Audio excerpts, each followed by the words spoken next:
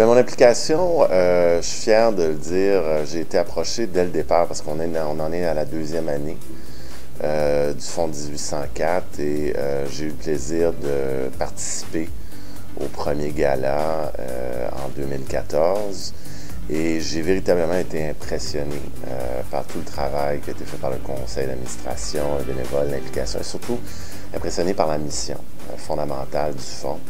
La persévérance scolaire est un enjeu particulièrement important dans Saint-Michel, qui est le quartier que j'ai l'honneur de représenter à l'Assemblée nationale. Et cette mission qu'a le Fonds, oui, certainement d'aider les jeunes, de les soutenir, mais il y a vraiment une notion d'espoir et un encadrement qui est véritablement donné, l'implication, particulièrement au niveau des diverses communautés culturelles, m'a vraiment interpellé. Et c'est pour ça, après avoir vu le succès de la première année, lorsque j'ai eu encore une fois l'honneur et le privilège qu'on me demande d'être président d'honneur pour la deuxième année, et cette campagne, moi j'ai dit oui tout de suite et j'étais fier de pouvoir m'associer, de contribuer bien modestement au succès de cette levée de fonds. Bien, je crois que dans la vie, on a tous des moments très difficiles. Je crois qu'il n'y a personne qui est épargné malheureusement. Je crois qu'on a tous eu des moments très durs, très sombres. J'en ai eu.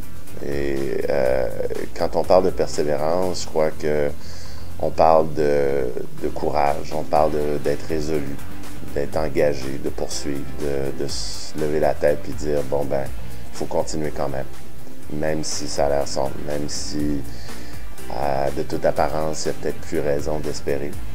Mais il y a toujours une lueur d'espoir. Puis moi, quand je pense à mes grandes histoires de persévérance, où j'ai toujours eu des gens qui ont eu la bonté de m'aider. Ça se fait pas tout seul. On réussit pas à s'en sortir sans de l'aide, sans être encadré, sans avoir des gens qui prennent le temps de se donner, de se consacrer au prochain. Et c'est ça qui m'inspire beaucoup ici. C'est que là, on voit une communauté plus vaste, au sens général du terme, qui se penche sur une question très, très, très importante. Nos jeunes, c'est notre avenir.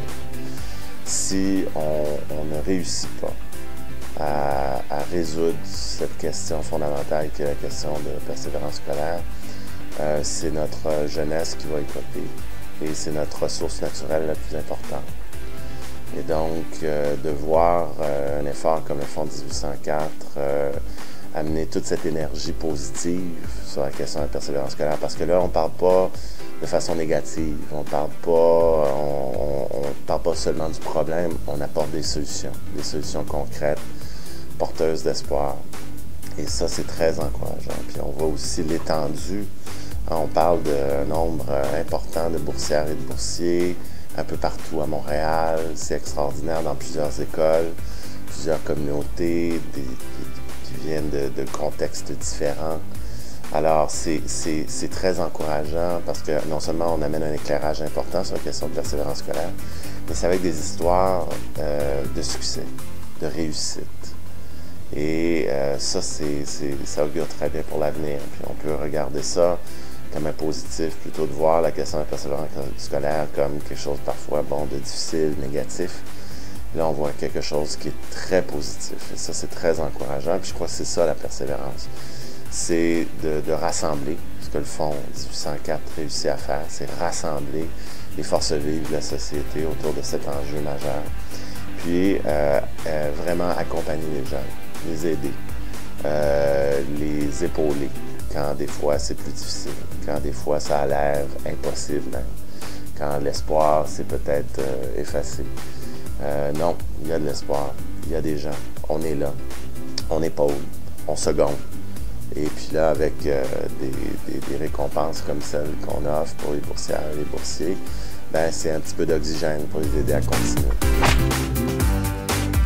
Ce que j'aime de la mission du Fonds 1804 et la façon dont le conseil d'administration et les bénévoles ont développé l'action concrète du Fonds, c'est que ça se fait dans une dynamique d'espoir, d'histoire positive, de succès et d'illustrer le succès. Et donc, et ça, on a besoin de ça. On a besoin de renforcement positif aussi. On ne va pas juste miser sur le problème. Oui, il faut parler qu'il y a un problème. Oui, il faut parfois parler de choses plus difficiles. Mais aussi, il faut célébrer le succès. Et moi, ce que j'avais vu au dernier gala qui m'a vraiment impressionné, puis c'est pour ça que je voulais m'impliquer dans le second et je vais continuer mon implication par la suite, c'est que justement, les jeunes, les enseignants voient toute la communauté qu'il y a derrière eux. Ils ne sont pas seuls. C'est de voir justement que c'est important qu'on envoie un message clair. Peu importe quel rôle on joue dans la société, élus, gens d'affaires, enseignants, peu importe l'âge, peu importe les origines, c'est important d'envoyer un signal clair qu'on est derrière les gens, qu'on les encourage, qu'on veut qu'ils continuent, qu'on veut qu'ils persévèrent, puis qu'on va continuer à les accompagner. Puis ça, c'est fondamental. Alors, c'est pour ça qu'un gala comme celui-là, c'est important. Puis participer, c'est important. Parce que c'est pas simplement, bon, s'asseoir dans une salle, prendre un verre de vin ou simplement s'asseoir et réseauter. Non. La présence envoie un message aux jeunes, envoie un message aux écoles. Nous sommes avec vous. Et ça, c'est très important. Pour ça, il faut participer.